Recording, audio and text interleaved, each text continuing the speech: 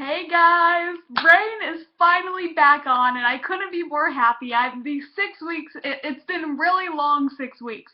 I mean, it went by fast, but but without Rain, it was like, oh, it sucked without Rain these past 6 weeks. But I get it, mid-season finale, like a little break in between, and for a break for the actors, so they can celebrate Christmas and all that. It makes sense. I'm like, okay.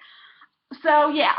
So there's a lot to talk about. They're like, I mean, in a way, they're like kind of multiple storylines, but they're only like a few like big like but they all a few each contribute to like a bigger storyline.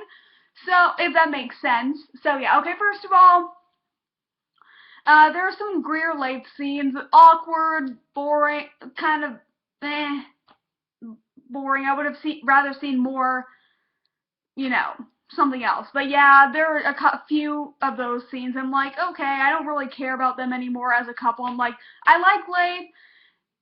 Greer is, I still like her, but not as much as I used to like her, and yeah, that was about it about those. Okay. Now, Henry and Catherine, they're still, like Henry, but at the beginning of the episode, Ghost Henry was still here. And for all of you unclear, Henry did die. He died. He just came back in ghost form or something. I really don't get it. I'm like, why is it, because they were definitely playing with each other. It was kind of like Catherine was like grinding like poisons, and Henry was behind her, like, talking sex to her and holding on. It's kind of like that movie Ghost. I haven't seen it, but I know that pottery scene, where Demi Moore, like, is making the pottery, and Patrick Swayze like, wraps his arms around her and, like, is helping her, It kind of reminded me of that. But, yeah, first of all, I have to say, the whole Catherine, Henry, like, suddenly loving each other, even though Henry's obviously a ghost, is, like, so inconsistent with the story. Like, they hated each other. I know it's like, oh, I always truly loved you. No, they freaking hated each other. It was like, it's so inconsistent to like their love story, their marriage story, more like it. That's it. But that's all I'm gonna say about that. Okay, let's see what else. So yeah, um, and like Henry's basically like, yeah, you need to do this. You need to poison Claude. He's like, would you rather the twins do it or you do it because you feel, and, I don't really have a whole lot to say on this. I mean, okay, Catherine continues to, like, poison Claude, and then Kenna catches on, and then and then I guess is the one who starts to take care of her, and she, like, brings her bread and cheese and books, and, like, she just carries the book, she, like, flings it around. It's just, like, she doesn't, honestly, Kenna doesn't look like she's read a book a day in her life, seriously. And yeah, and then Kenna, like, Claude's like, my mother, Kenna's like talking with Claude, and it's like, Claude's like, my mother, and she's like, basically tells her that Catherine's been poisoning her, and and Kenna's like pointing things out, and it's like, it makes sense, and then Claude catches on, and she realizes that Catherine's poisoning her. And the second to last scene, Claude just goes, she's a little much better, and she's going through all of Catherine's like poisons and all that, and then Catherine bunges in, and like she's like they're yelling at each other, and then like Catherine finally like, you murdered your sisters, the twins, and it's like, finally she told her, and then they keep on talking, and then blah blah blah, and they kind of, in a way, they kind of hug. And then it makes it seem like, wait, maybe Claude didn't kill the twins. I mean, I still don't like her, but I like her a lot better knowing that she possibly didn't kill the twins. Like, was she framed? And who would have done that? Like, I gotta wonder, who would have done that? So, it's like a little mystery. I mean, it's not like an important thing on the show. It's just like another little storyline. But yeah, it's like, who could have poisoned the twins? I mean, it still could have been Claude, but maybe she was framed. So, yeah. And then the last we see, and Henry's like obviously still wanting Catherine to poison Claude, and then we see Henry's like really disappointed in Catherine, and he takes the twins' hands, and they leave. I guess they go. Who knows where they ended up, you know. Anyways, so yeah, that's the end of that storyline. So it's like now it's like we have kind of a mystery, like, you know, who killed the twins. It might not have been Claude after all, which good, because siblings murdering siblings, it's just like, okay. And now, alright. Okay, crap. Oh yeah, before I get to other points, I have to say, there's like a couple scenes between Mary and Greer in this episode. We saw some of Kenna, we saw a tiny bit of Lola, and we saw about as much Greer as we saw Kenna. And there were scenes between Greer and Mary, and it's like Mary and her ladies, they don't have any on-screen chemistry. I mean, I don't see it. If you somehow see it, cool. But I don't think they have any on-screen chemistry. And then, I've said this before, but Adelaide Kane's acting gets really stale when she's trying to be all stern and serious. You know, it's like I'm like, okay. I mean, I still think she's a good actress. She's much better because honestly, I don't think Kenna or Greer's the actresses who play them are good actresses. I mean, Kenna's actress, Caitlin Stacey, I think she was good on the show Neighbours, an Australian show, but I don't think she's that good here, though I think the actress who plays, Greer is worse. Though Anna Popplewell is a pretty good actress. I mean, she was in freaking Chronicles of Narnia, the first two. Anyways, but yeah, I don't think they share any on-screen chemistry, and also, one little thing, it's not a nitpick, I just have been noticing this, like, since the beginning, like, every time Mary starts to cry, which she cries a lot these days, she makes this sound like the sharp breathing sound with her nose, kinda, and it's like, she always does that before she cries. This is not a nitpick or anything, just, like, an observation. Okay. And let's see, okay. So we start now, okay, I'm totally just going in whatever order I want, obviously, is my thing, but yeah. Okay, and also, wait, before I get that, Kenna learns about that, Bash and Claude were briefly lovers, like, a few years ago, and it said, he's like, it lasted briefly, and my mind is pretty dirty, and I was like, oh, so you only lasted a little bit, huh? But then they were both drunk, I guess. Like, they said it was many years ago. I'm like, how are you trying to make these people? Obviously, they're still teens, but then it's like you're making them like they're much older. Like, I don't get it. But yeah. But yeah, and Kenna's like, well, she's like, of course, shocked about it. But I'll get a little more into this later when I talk about the main storyline of this episode. But anyways, let's see. So we start the episode off, and we see, first of all, it's a little cuts between, and we see the dead bodies from the last episode. They're still up there rotting, and the guys are taking the dead bodies up. And in between that, we see a sex scene between Kenna and Bash, and I honestly don't care about it. Just these sex scenes in network television, I don't think they're good sex scenes. Though I would like to see a good sex scene between Condi and Mary, but who knows if that's even gonna happen. I'm hoping, at this moment, I just want them to kiss.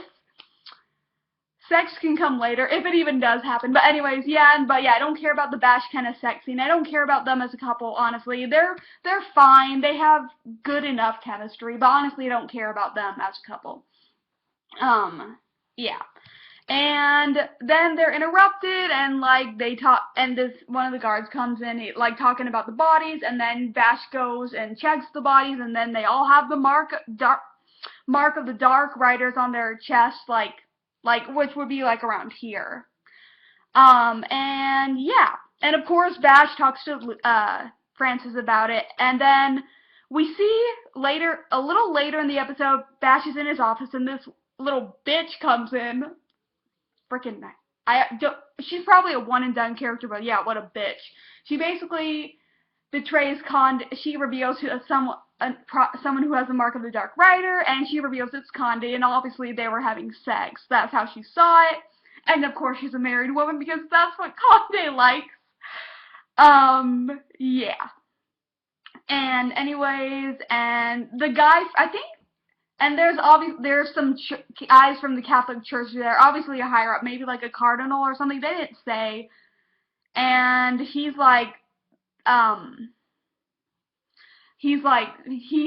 goes to tell Francis, like, we're arresting Conde, and like, Francis is like, Conde's a good guy, he's loyal, blah, blah, blah. But they're like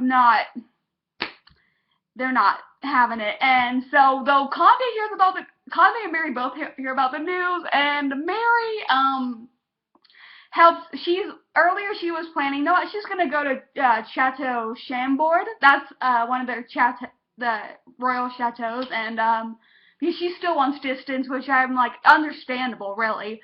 And then she helps him escape, and she's like, oh yeah, my brother, the King of Navarre, is staying at his friend's house, and maybe they won't, and so basically that's how they end up.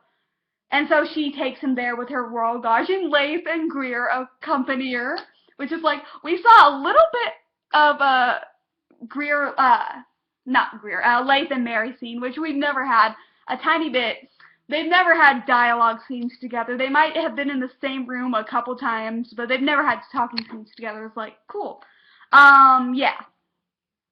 And so, anyways, I'll talk about the party more in depth when I talk about, Conde and Mary. But yeah, anyways, oh yeah, we learned that the cardinal or whatever is gay because we see him and this cleric, the end of a sex scene, really, because in the CW, you usually only see them start to have sex and then they cut off, or they're just finishing up, and you only see, like, the guy shirtless or something. But anyway, whatever. I have HBO, so it's okay if I've seen plenty of naked sex scenes on, like, HBO and Stars and Showtime shows. But anyways, getting on topic again, yeah, basically, and so they're lovers, and the gay guy, the cleric, not the cardinal, I'm assuming the higher up guy is the cardinal, and so the cleric, he leaves, and we see him be attacked by a Dark Rider. I'm like, whoa, they're in the castle, and then he gets away, and then we reveal that the Dark Rider is Bash, and at first it was like, what? Is Bash a Dark Rider? Or is he just, like, faking it to, like, get something? But we obviously learn later he's not a Dark Rider. Yeah. And he's framing him, and then the cardinal, like, finds out about this, and, like, he's like, he wants Francis out, and then at the end of his scene, Francis and him talk, and, I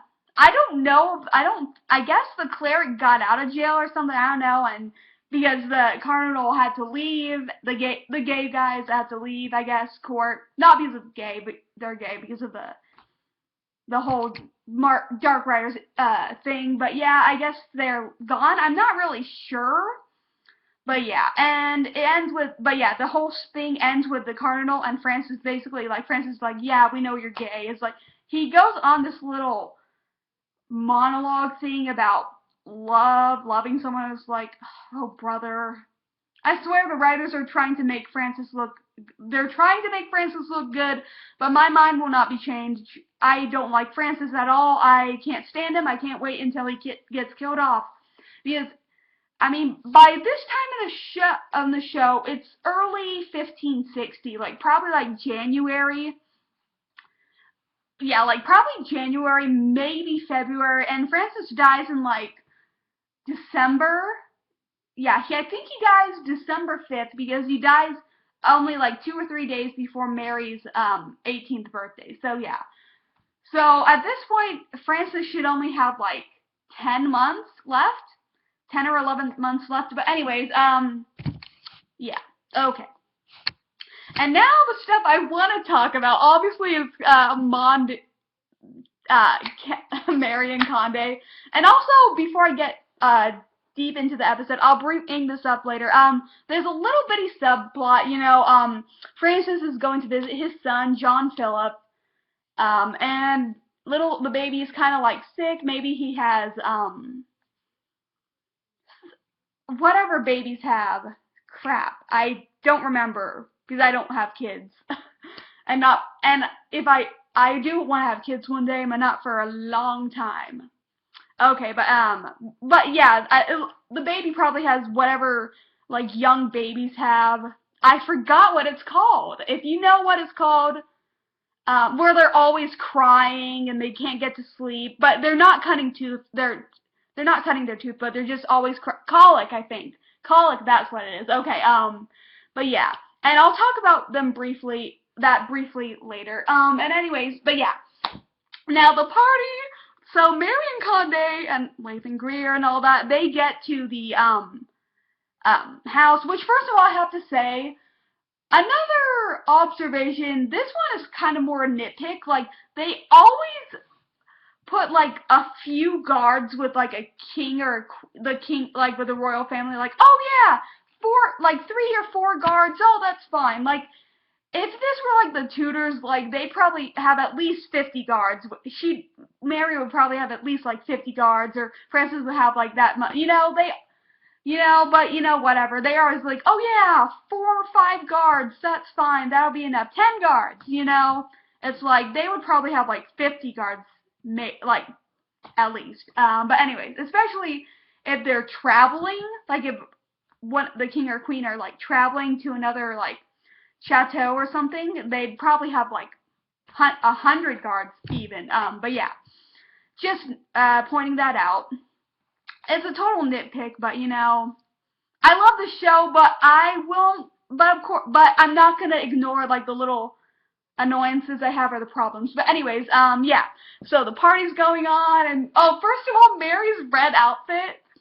It's red and black. It was beautiful. And if she's still wearing the neck stuff, because she probably still has the marks, which, okay, but those dresses are beautiful. But anyways, and Conde kind of tells her about Antoine's parties. They get a little scandalous, and I'm like, ooh, scandalous. And he plays this game. It's like, basically he's like, I'll pick 2 people, married people that are not married to each other, and they'll fulfill their deepest desires to each other. I'm like, oh my god. And they're probably like, oh my gosh, it's so scandalous. And I'm like, that's, I've seen crazier. But anyways, yeah. But yeah, Mary and Conde play the game, and then Mary's like curious to this, and we start seeing the party, that game play out. And Greer, there's another Greer and Leif scene, and Greer like goes, he's like, yeah, I'm married, and he's probably like, one of us should go, and then Greer goes, and then Mary leaves to her room later. And then, obviously, Conde tries to go follow her, but Antoine stops her, and he's basically asking about if she's fallen in love with the queen, blah, blah, blah, and he's like, you need to get closer to the queen, and Conde's like, totally lying, we know he's in love with Mary, and he's like, oh, I don't have those feelings for her, and anyways, I probably won't, it's not the right time to, the whole, Mary has only been raped 2 episodes ago. Obviously, it'll take her a long time to get over it, but she gets better with every episode. Slightly. But, yeah. Anyways, okay. And then later in and then there's that scene with Greer and Mary again, and she's like, that scene, they showed the scene, they put this little scene on YouTube, and it's like, basically, like, Mary's like, she's so like, I can't even touch a man, even with a loving hand touch, and like, yeah, I'm just like, first of all, Greer and Mary had no chemistry, but anyways, but yeah, I already talked about that, but yeah, Anyways, and then later in the episode, it's still the party. We see Conde and Antoine is signing this woman, obviously she's probably married, and Conde to have their deepest desires, and we see them, and then they go outside, and then they begin kissing. I'm like, what, Conde? And then later we see it, it's like, oh, I can't do this, I'm in love with another, but she still convinces him. She blindfolds him, and she's like, pretend I'm her. And then he does, and I guess it works for him, but yeah, anyways, okay. So they do it, yeah, and then later in the, I keep on saying later, but yeah, later in the episode, Mary and Conde talk, and he's like, he needs to go, and then Mary tells them she knows about the letter, blah, blah, blah, they talk, I just love their scenes together, even if they're, like, kind of, like, bickering, I'm like,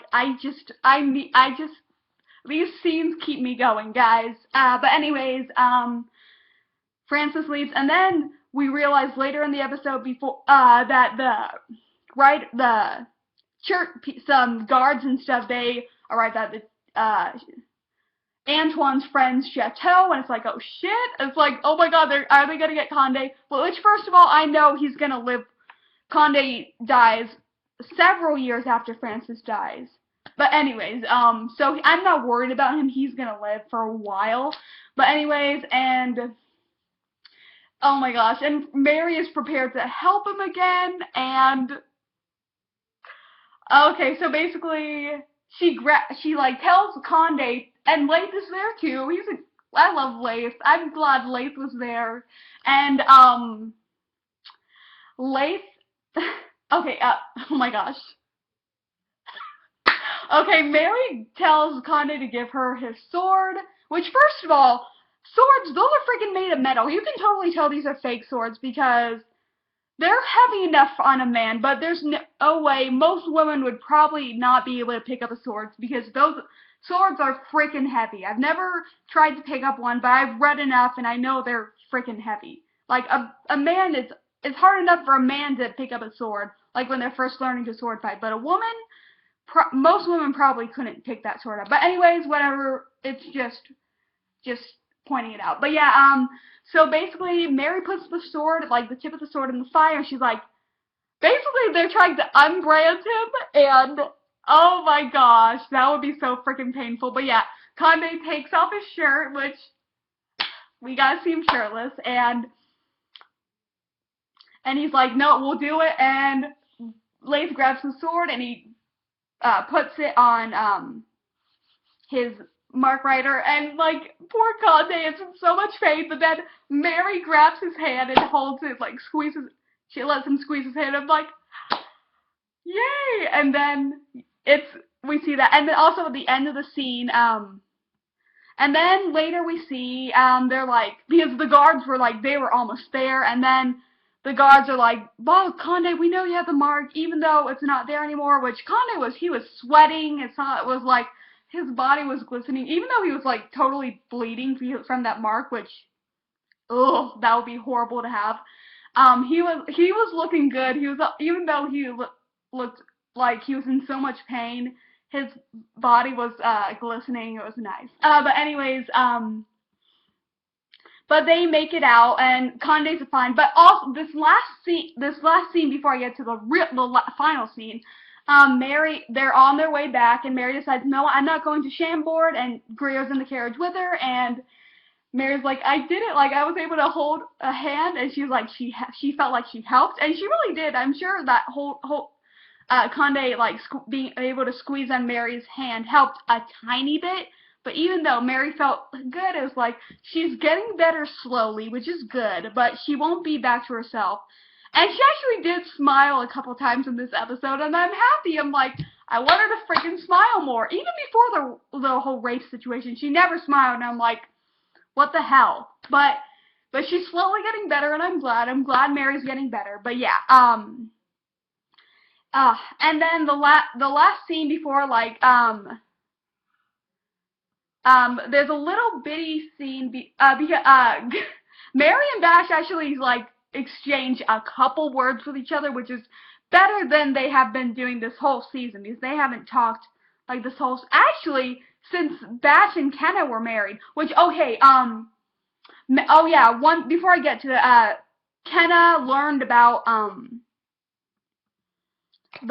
them framing the Dark Rider thing and the whole lover thing, and Bash and Kenna were they were kind of having a fight, and I'm like, oh, it's coming to fruition. They're not going to make it to the end of the season as a couple. So, woo! Yep, I predicted that, and I'm like, it's getting worse. But hey, it's starting to be kind of like Bash's fault. I predicted it would be Kenna to screw up. And yeah. So it's Bash that's kind of starting to slowly screw up. And I feel like they're not going to make it, which I don't really care if they make it or not, honestly.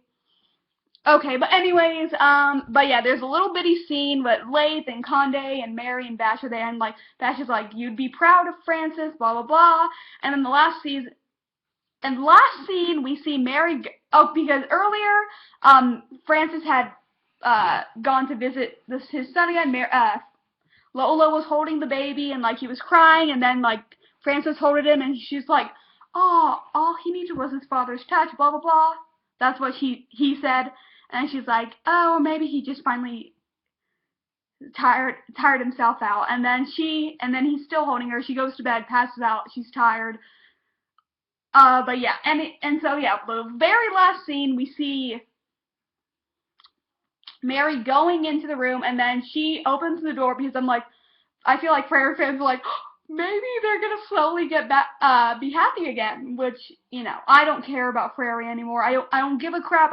I'm Mondi. That's all I care about, Mondi. But anyways, and Mary sees Francis and Lola on the bed asleep with the baby in between them, and it's like, oh shit, and the episode ends right there. And yeah, I have to say, first of all, I'm more excited, and now this is going to be a love square. Conde, Mary, Louie, and Lola and Francis, and Mary and Louie. It's going to be a love square. Interested to see how that plays out, but yeah, but anyways, I have to say, all in all, good episode. It was not as good as I wanted it to be, but good way to start up the second half of the season. I'd give it I'm not going to rank every episode, I'll definitely rank the season as a whole. I would have to give this episode, yeah, this is very generous, 4 out of 5 stars. I was going to give it 3.75, but no, I'm in a good mood, and it's 4 out of 5 stars. So, yeah. And looks like in the previews next week, there's going to be more, bickering between Mary and Francis, and it looks like Conde and Francis are, they're dueling or something, and, ooh. So I guess Francis is going to find out about Louis being in love with Mary, and I can't wait to see how that plays out, but yeah. So all in all, this was a pretty good episode. Like I said, 4 out of 5 stars. Not as good as I wanted it to be, but definitely a good way to start off, and I hope next week's episode is a 5 out of 5. But yeah.